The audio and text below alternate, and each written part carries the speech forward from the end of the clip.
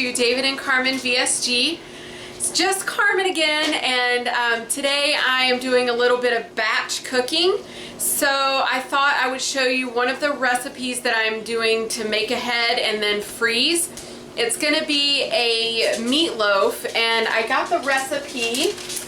I've got the recipe right here. I have never had much success at making meatloaf, so fingers crossed that this works out. This is from Family Circle, and it's a grass-fed ground beef meatloaf. I just happen to have grass-fed beef because that's what I bought when I went to the store, because I wanted to see if there was a difference between that and the flavor of that and just regular ground beef. This is the first thing I'm making with it, so you'll have to ask in the comments and let me reply after we have it. So what I'm gonna do is end up, because it's a pound of meat, uncooked usually will come down to like 3/4 of a pound. So I think I'm gonna make 3 meatloaves in these little tins, and I got these, a 4-pack of these at the dollar store down the street from my house, and they actually come with like these little cardboard covers that are foil on one side and paper on the other, so you can freeze with them and write on the outside what it is. That's how I have everything else in the freezer right now. So I'm not quite sure if I'm gonna make 2 of these or 3. I'll have to kind of see what the end weight is, because it doesn't just have the ground beef in it. It also has zucchini and eggs and that kind of thing. So I'll let you know what I'm changing as I change it. I'm gonna go ahead and change my camera angle right now so that you can kind of see what I'm working on over here, and we'll kind of follow the recipe. I'll let you know what the recipe actually called for and what I'm doing in the recipe. Okay, so the first thing we're gonna do is, of course, get our ground beef in the pan. Now this recipe calls for 1.5 pounds of grass-fed ground beef. The package that I got is 1 pound. So I am just gonna kind of adjust the recipe and kind of put in, instead of the full amount of the other ingredients, I'll just put 2/3, because doing math. See, you will need, kids, you may need math one day. So I find that with cooking, I often have to use a lot of math because I don't always follow a recipe exactly. I change the portions, especially being VSG. Whoop. Sorry if that was loud. So I'm just gonna put the ground beef right down into the bowl here. Hope no one is squeamish about the sight of ground beef. Make sure I get all of it, because this shit was expensive. All right, I'll just throw that right there. Wipe my hands off. Since everything else is going in this bowl, I'm not gonna really worry about it. I am gonna take my watch and my little fitness tracker off my jawbone. All right, so the next thing that we need is the recipe calls for 3 egg whites. Because I'm only doing 2/3 of the recipe, I'm gonna do 2 egg whites. So I have my little bowl here, and you know what, I actually probably need a bowl for the yolks, because I'll do something, I'll add them to an omelet or something in the morning. But to separate the yolks, I always just, oh no, man. All right, well, let me grab another egg. Actually, let me just do this. We'll slide that out of the way. I've honestly never had that happen before. The whole time, I mean, this is how I separate my eggs, going back and forth like this. So anyway, I will have an extra egg in there. I'm gonna go grab an extra egg. I'll be right back. All right, back with the extra egg. So probably what I'll do in the morning is make David and I an omelet or something, and we'll just have extra yolk in it. If you're eating eggs, most of the protein in the egg, along with most of the fat, is found in the yolk. So if you're looking for the really protein rich part, it is unfortunately in the fattiest part. David and I don't worry too much about our fat, so, you know, this will make a good omelet in the morning. All right, so I have my 2 egg yolks. my 2 egg whites, and I'm just gonna put those right in. Now the recipe called for called for half a cup of breadcrumbs.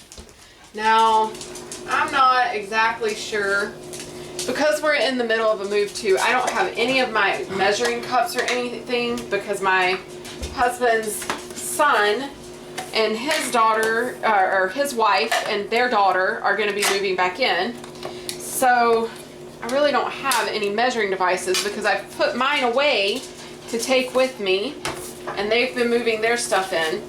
So I'm just going to put some breadcrumbs in. The recipe calls for half a cup. I'm only doing 2/3 of a recipe, so if my mix is too soupy, I'll just put a few more in. It's all about consistency. Maybe this is why I've never had a meatloaf turn out very good. You think? All right, so I'm gonna put 1/3. The recipe calls for 1 cup of tomato sauce, and you're supposed to put half in now and then half over the top at the end. So I was gonna split that up into 2/3 of a cup. So I would use 1/3 of a cup now and just the rest later.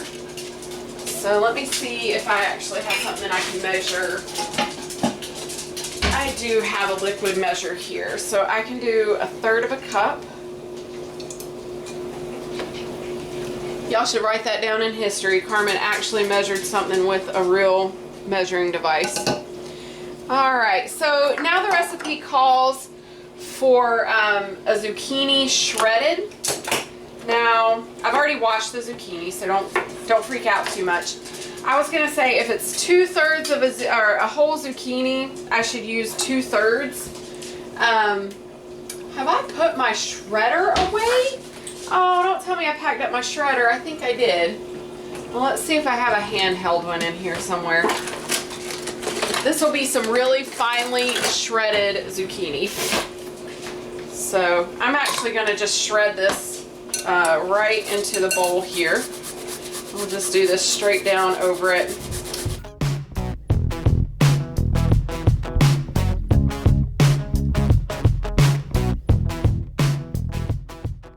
So I don't want to have to put too many more breadcrumbs in there. I would say I used about 2/3 of that zucchini. If it's not exact, well, somebody will get over it. Alright, so I've got the zucchini in there, and now it needs a medium onion, which I have right here. And I'm just going to chop that up.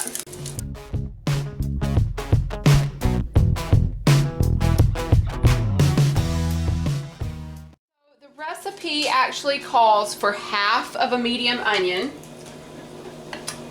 So I'm going to do 2/3 of this half, and I'm just going to grate this right down in there, just because I think this is going to be easier than chopping.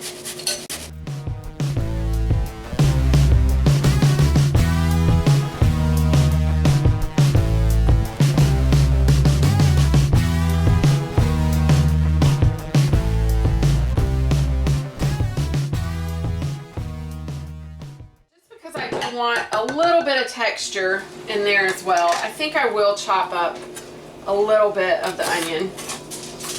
I'm just going to put a really fine dice on it.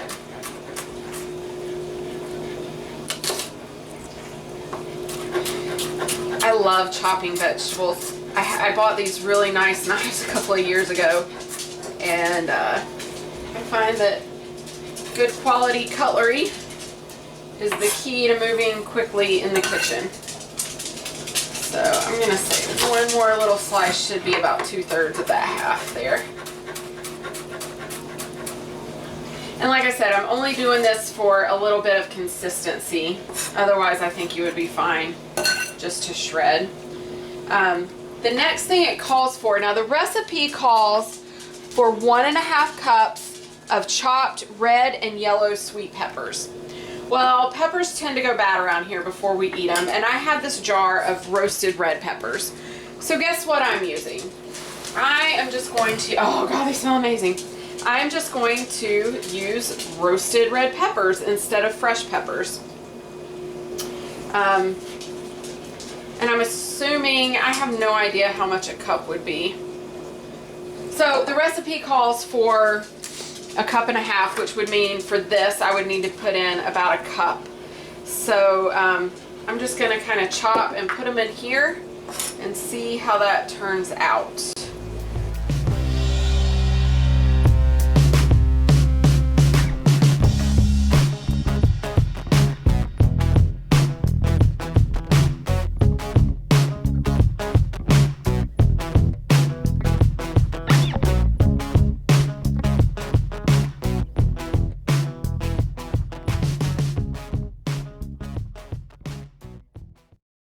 Just because I'm gonna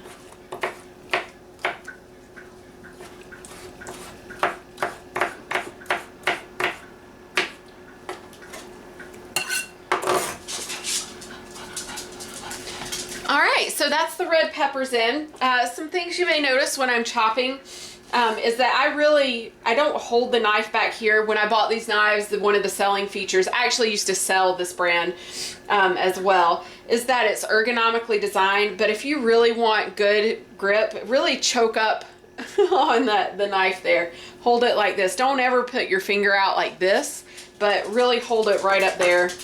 I don't know what part of the knife that's called. I used to know when I sold those.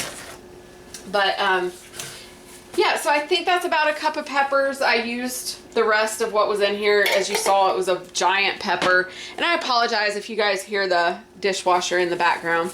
Now, the recipe called for 3 cloves of garlic. Because I'm only doing 2/3 of the recipe, I'm just going to put in 2 cloves. If you really like garlic, these are little, I mean, this is 2 cloves right here of this little stuff. I usually use giant cloves. So I think I am going to go ahead and put in 3 cloves. And I'm actually going to grate these with the hand grater right down into the bowl as well. So,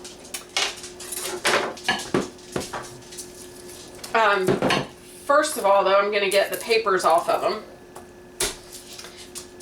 Well, you know what? I just smashed the shit out of them, so I'm not going to grate them. I'm going to chop them because I wasn't even thinking that when you smash them like that, you can't grate them because they're not really in one piece anymore.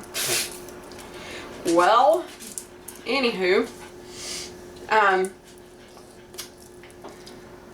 so this batch cooking though has really helped David and I out. I don't think we've gone out to eat a single time since I've done this, and literally I just come in, turn the oven on 350, and it doesn't matter what I've made.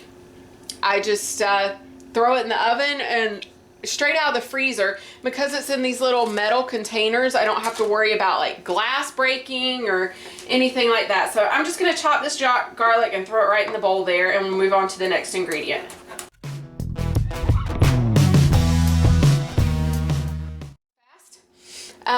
The other things that we need now are spices.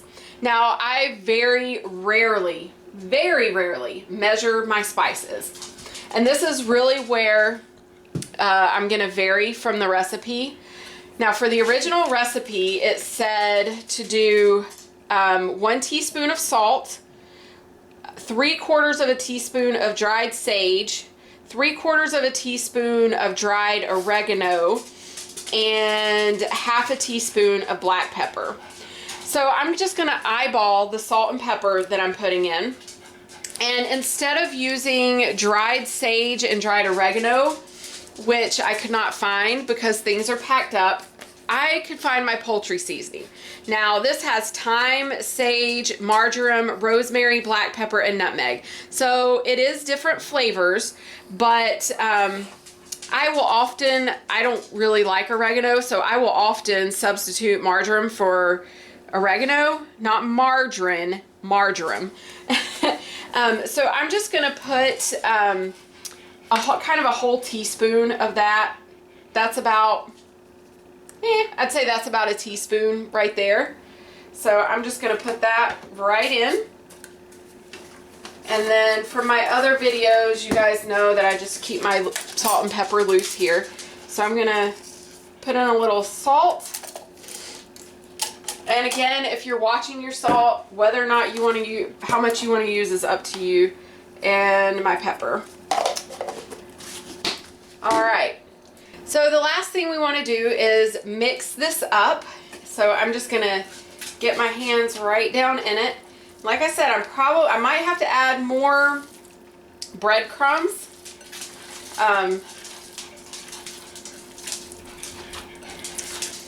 Oh, that smells so good. This is a little wet, so I'm just going to rinse my hands off real quick and add in a little bit more breadcrumb. All right, so I'm just going to add in a little more breadcrumb here.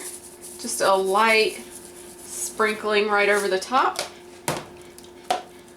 And once again, the best mixers, the best tools you have in the kitchen right here. All right.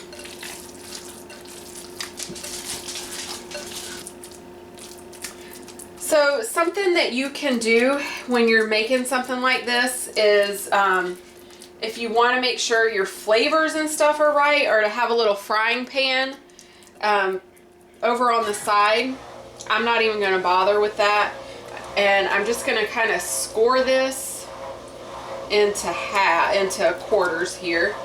And let me see how much. If I take one of these and kind of form it.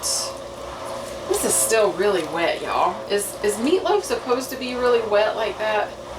I don't know. So I'm going to take about a third of that one. I'm going to make 3 little meatloaves. Alrighty. So we're just going to take that and put it right into our little container.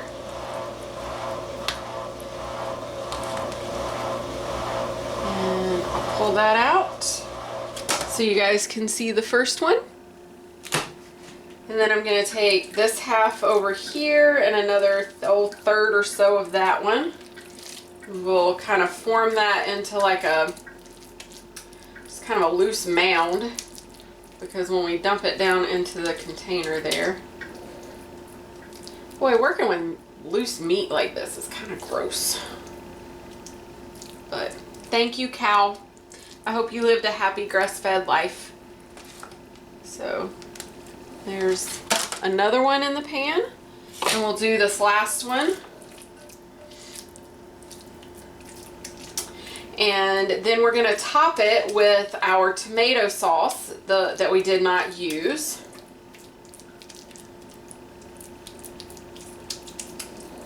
Alright, so we'll dump that one right down in there.